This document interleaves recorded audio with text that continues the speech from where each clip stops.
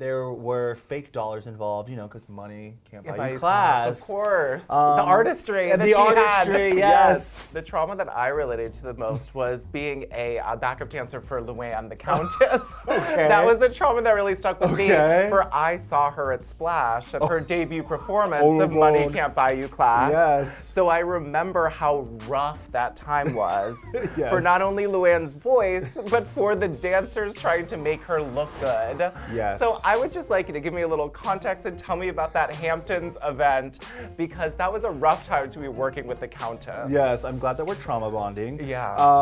The Countess Luann, so I wasn't like a Housewives fan, so I barely knew who she was. Yeah. Listen, these housewives, they just wanted, they're single, they wanted their press, and they were gonna rely on dancers to do most of the work. Right.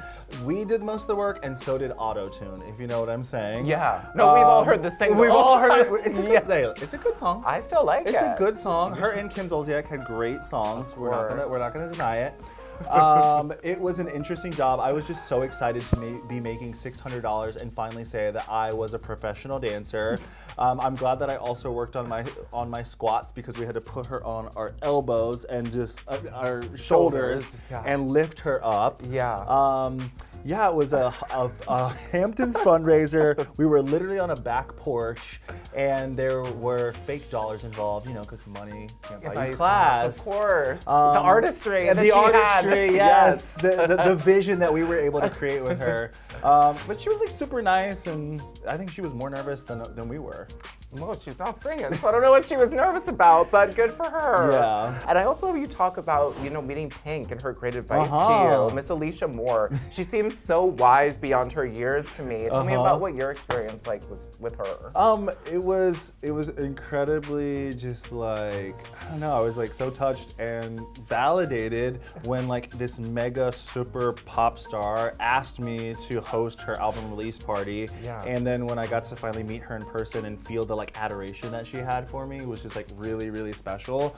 And I had recently gotten back with my boyfriend, my current boyfriend. We'd taken a little hiatus. Yeah. And I remember kind of wanting to ask her this question because I knew that her and her husband had taken a break and gotten back together, and obviously now their relationship is super successful. They have kids, they've built a life together, and I just remember asking her like, what are your words of advice? And literally, you know, she's such a real cool woman. Yeah. And she was like, you know, I think her words of advice were like, whatever happened in that 6 months, whoever you slept with, whoever they slept with, whatever happened in that space, let it go.